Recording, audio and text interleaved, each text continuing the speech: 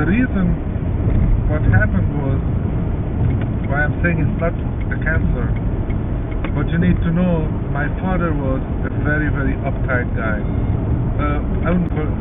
He was a very, very straight guy. He was very honest, and he really, really was the guy. He was the kind of guy that he goes into a deserted city, nobody's around, and he sees somebody dropping a wad of money. He would not look around and pick it up. He would actually run after the guy hundreds of yards and say, "Hey, sir, you lost this money." He was always very, very honest, and he told us to be like that all the time. And what happened was, Hungary was a communist country at that time. And,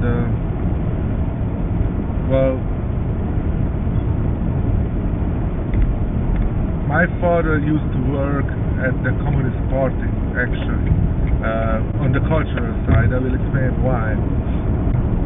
And, he actually ended up being the director of a movie theater in our small city. And, it was a communist country, which means that they had to play a lot of Russian movies. Now, Russian movies are long and boring. No offense to any Russians if you might watch it. And so nobody wants to watch them. They are all about wars and they just unwatchable. So his predecessor, when he went there and they were like exchanging the job, he taught him how to do it. Like the normal procedure is basically you play an American movie and then you put it into the report that we played Oleg and Nikolai having a nice tea, Russian movie, and you got 200 or 300 viewers or something like that. So technically speaking, it was cheating, but that was the way it had to be done, because the communist countries, we had plans. They had these 5 years plans and 6 years plans and whatever they had, and you had to meet that quota. But he didn't get any personal gain or anything of it. Now, there was somebody at the movie theater, we probably know who it was, although it never was fully disclosed, who was jealous at him or something like that, and he basically reported, or probably it was a she reported him, and he had to go to court. And he was basically the defendant, the accused. He had to be in court with the judge determining if he was guilty or not. Now, for a guy like him, going to court, sitting in the bench of the accused, it was a very, very big shock to him.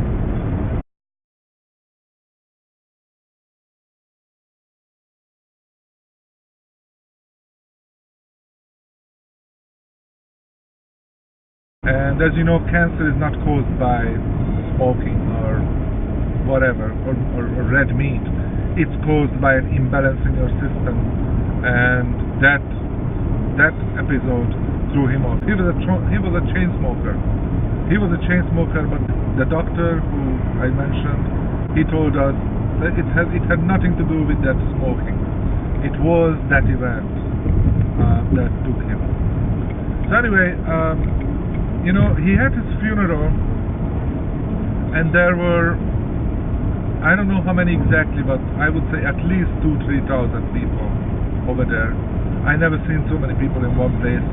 Well, definitely not in a funeral. Everybody loved him. He was the kind of guy. He was very humble. He was very honest. He was very friendly. He was nothing.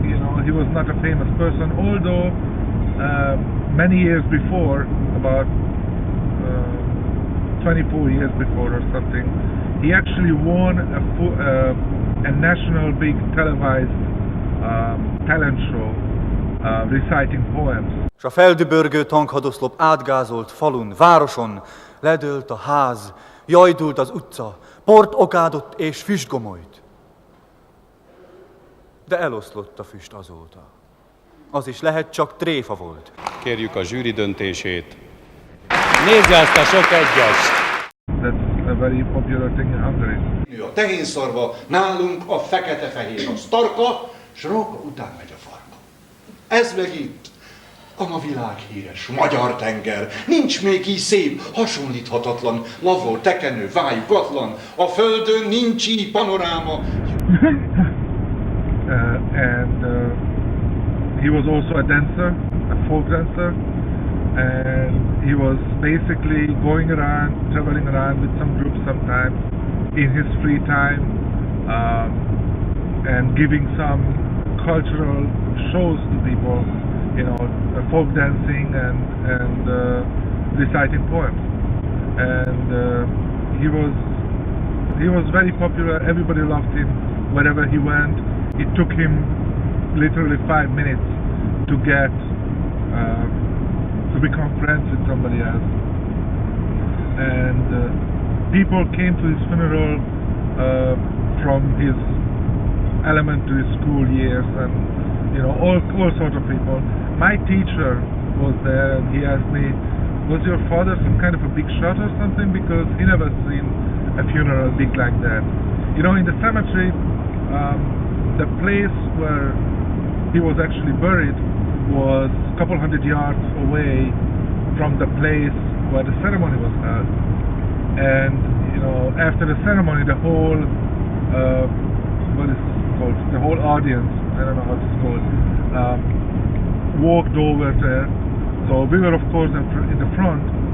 And when we got there, a couple hundred yards away, I looked back, and many people haven't even started to walk because, you know, people could only walk in a, I would say, 10, 12 people